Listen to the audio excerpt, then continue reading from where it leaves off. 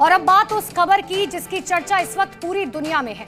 एक ऐसी बहस जो अब तक कूटनीतिक इतिहास में कभी नहीं देखी गई। ये बहस ट्रंप और ज़ेलेंस्की के बीच में, वो भी ढेरों कैमरों के सामने। जी हां, अमेरिका के व्हाइट हाउस में कल ट्रंप और ज़ेलेंस्की सीधा आमने सामने आ गए। दोनों के बीच हुई मुलाकात एक तीखी बहस में बदल गई और अब इसको लेकर यूरोप से अमेरिका तक में बड़ा हड़कंप मच चुका है। देखिए। Trouble. I know. You're not winning. You're not winning this. You're in no position to dictate. White house का ओवल ऑफिस, जो कि इतिहास में कई बड़े देशों के राष्ट्राध्यक्षों के बीच मुलाकात का गवाह बना, उस दफ्तर में दो देशों के राष्ट्रपतियों के बीच ढेरों मीडिया और कैमरों के सामने जो हुआ वो आज तक कभी नहीं हुआ था। अमेरिका के राष्ट्रपति डोनाल्ड ट्रंप और यूक्रेन के राष्ट्रपति ज़ेलेंस्की के बीच बहस हुई और इतनी तीखी बहस हो गई कि ज़ेलेंस्की को तुरंत ही व्हाइट हाउस छोड़कर जाने को कह दिया गया। It's in big trouble. Can I Wait a answer? minute. No. Can You've I done a lot answer? of talking. Your country is in big trouble. I know. You're not winning. I know. You're not winning this. You have a damn We- good chance of we are coming out staying, okay because of Mr. us. President, we are staying in our country, staying strong from the very beginning of the war. We've been alone, and we are thankful. I said thanks You haven't in been this alone. cabinet. इस बहस में एक तरफ Zelensky थे और दूसरी तरफ America के राष्ट्रपति डोनाल्ड ट्रंप और उपराष्ट्रपति जेडी वेंस। और ये बात इतनी बढ़ गई कि ट्रंप ने ज़ेलेंस्की को वर्ल्ड वॉर के लिए उकसाने वाला बता दिया, अमेरिका का अपमान करने वाला बता दिया, ये तक कह दिया कि आप युद्ध हार कर रहेंगे और आपका देश अब बहुत बड़ी मुसीबत में फंस चुका है। और दूसरी तरफ से ज़ेलेंस्की ने कहा कि ट्रंप पुतिन की भाषा बोल रहे हैं और वो युद्ध विराम के लिए नहीं मानेंगे।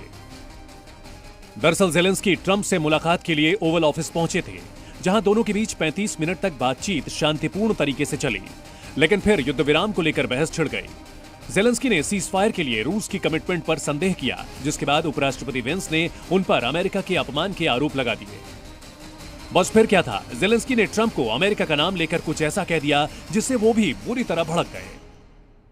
During the war, everybody has problems, even you. But you have nice ocean, and don't feel now, but you will feel it in the future. God bless. You don't know that. God bless. You don't God know bless. that. You Don't- will not you have gotta- a war. You're in no position to dictate what we're going to feel. You We're will. going to feel very. You've had problems What? bringing people into your military. We have problems. And do you think that it's I will respectful answer. to come to the Oval Office I of will the United answer. States of America and attack the administration that is trying to prevent the destruction of your country? A lot of questions.